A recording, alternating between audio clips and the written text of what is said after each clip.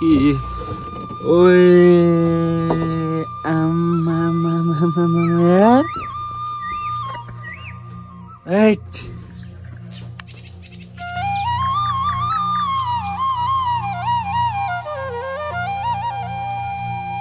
Hello everyone good morning from Taligoth अनि अहिले चाहिँ म ठ्याक्क भर्खरै उठेँ कि हैन उठ्नु चाहिँ म अघि बिहान 5 बजे 5 साढे 5 तिर उठेको थिएँ टाइम ल्याप्सको लागि तर म सुतेको थिएँ अनि भर्खर उठेर हेर्दाखेरि त आम्माम यस्तो दामीको भ्यू देखिरह्यो है हिजो दिम्सो चाहिँ पुरै हावा चलेर यस्तो भइरहेको थियो कुहिरो पनि लागेर मजाले घाम दिएको थिएन तर अहिले यति मजाले खोल्यो है अनि बेलुका राति हिजो अलिकति ज्यानलाई अलिकति असर पनि पर्यो स्वास्थ्यलाई बेलुका यहाँ पुरा चिसोहरू खाइदिएको थियो पेट खराब भएर राति 2-3 चोटि उठियो पनि तर यस्तो कुरा हेर्नु पाएपछि किन अब के लाग्थ्यो र आम्मामामामामा यार यो नि त भ्यू भनेको उदै जाउँ गाइस पर धारा सारा जानु पर्यो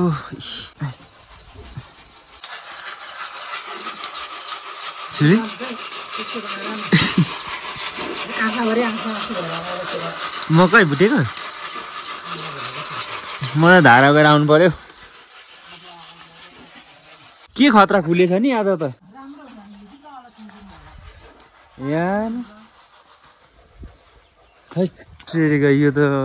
रहरै नपुग्ने खालको पो खुल्यो त गाँठे आज त रमाइलो छ है गाइस रमाइलो छ तर यता वरिपरि चाहिँ कुनै घरहरू पनि छैन सिर्फ यो हाम्रो गोठ मात्रै छ यता पनि जङ्गल हो उता पनि जङ्गल हो है मैले हिजो नि भनिसकेँ हिजोको भिडियोमा नि अनि अब त्यो अर्को गाउँ भेट्नुको लागि परको त्यो जानुपर्छ अनि के छ सोल्टीहरू ठिक छ अल गुड आँखामा त किर्नु छ त खोइ आँखामा किर्नु रहेछ कस्तो छ हाम्रो म मुख धोएर आउँछ अब जता हेरे त्यतै रमाइलो के आज त यता हेर्दा यतै रमाइलो आम्मामा यता हेरे यतै रमाइलो ल गाइस अब चाहिँ धारातिर पानी भर्नु जानुपर्ने हुन्छ है अब आज चाहिँ यसो खानासाना खान्छु अनि खानासाना खाएर चाहिँ म फर्किन्छु है कपडा नि मेरो पुरै कालै देखिसक्यो होला अब यही लाएर 3 दिन हिँडिसकेँ अस्ति तलको माउला पनि आएको थियो यही लाएर अनि माथि हिजो आइयो फेरि जाडोमा कपडा खोल्नु नि मन लाग्दैन हैन त्यही भएर चाहिँ अलि फोहोर देखिरहेर डोन्ट माई गाइस प्लिज है ओके आज चाहिँ अनि म अब चाफरको नै जान्छु उता म जन्मेको ठाउँ नै त्यता नि मैले भ्लगहरू बनाउनु पाएको छैन अस्ति अलिकति आउनु त आइयो तर अलिकति यताउति भाइसँग दिक्तेल गयो नुहाइ धाइ गर्दा ओर्दा अलिकति बिजी भएर बनाउनु पाइएन अब यहाँबाट गएपछि म आफ्नो जन्मेको ठाउँको पनि भ्लग बनाउँछु है ओके ठक्क धारामा अब चाहिँ पानी सानी भर्नु पर्ने हुन्छ यहाँ मुखसुख धुनु पर्ने हुन्छ गाइस है अच्छा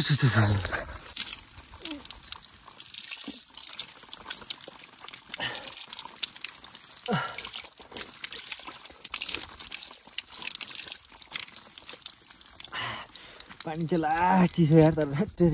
त्यो हिउँनै खेलाएको जस्तो हुन्छ क्या पानी चाहिँ यहाँको फेरि लाग्यो अब गएर ग्राम दामी तरिकाले दुध र मकै खाइन्छ है ओके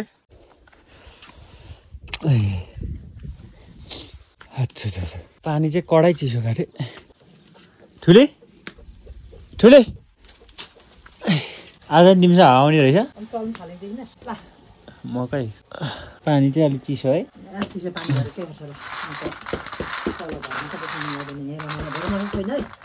ठिक छ त्यो कालो कालो मकै चाहिँ यहाँ त्यो सुनको मामाहरुले छोडाको थियो भरिलो काना छोडा चाहिँ नम्ठिस पुग्यो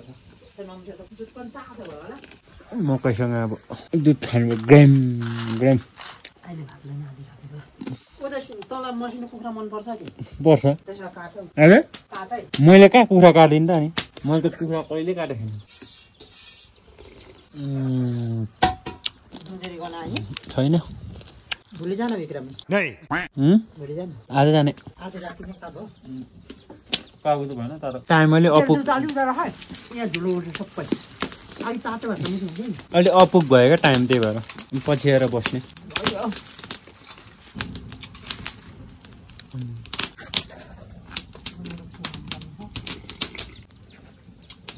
अर्गानिक भनेको जस्तो हो नि त दुध र मकै 1 hour later अब चाहिँ हाम्रो यहाँ तरकारी बनाउनु लाग्छ है यतापट्टि छ यो हाम्रो लोकल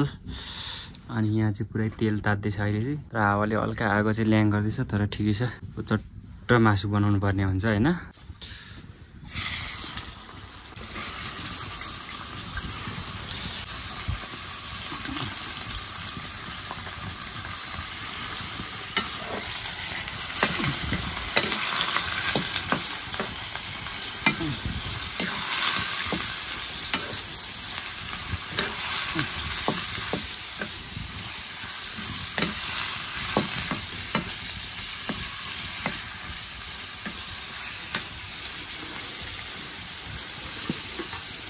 few moments later.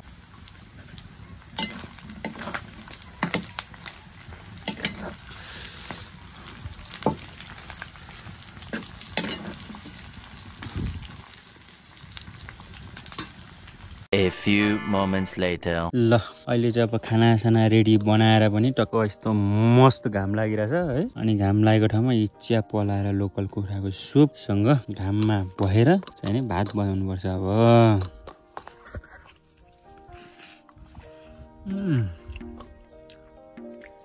दामी भा मासु चाहिँ मैले नै पकाएको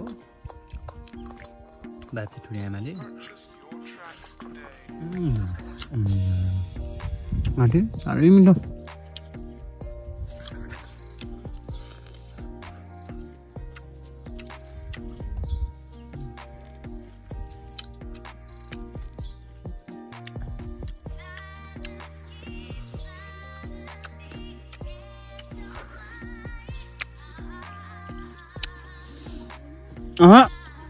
पुग्यो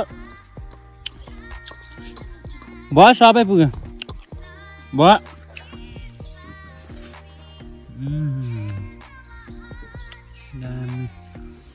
कस्तो दामी हुन्छ होला टक्क भात खाँदै यताको टक्क भ्यू पारिपट्टि हिमाल है। यो मास्तिर रूपाकोट फेरि यति मजाले खुलेछ आज।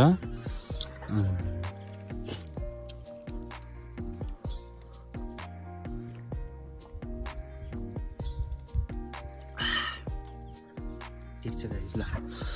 3 hours later. ल त्यही हो गाइज, अब खानासाना पनि खाइयो, रमाइलो पनि भयो, भिडियो सिडियो पनि बनाइयो। अनि अब चाहिँ म घरतर्फ जाँदैछु है। अनि त्यसपछि अब यो सबै कुराहरूलाई म फेरि छिटै भेट्ने बाचाका साथ आज बिदाई गर्दैछु। त्यही हो, thank you so much for watching. अनि त्यसपछि अब फेरि भ्लगहरू आउँछ, हेर्दै गर्नु होला। किप सपोर्टिङ, किप लभिङ होइन। अब छिट्टै नै अर्को भ्लगमा भेटौँला। अहिलेको लागि चाहिँ म बाई बाई भन्दै टक्क यो सबै कुराहरूलाई फेरि बिदाई गर्दै बाई बाई भन्न चाहन्छु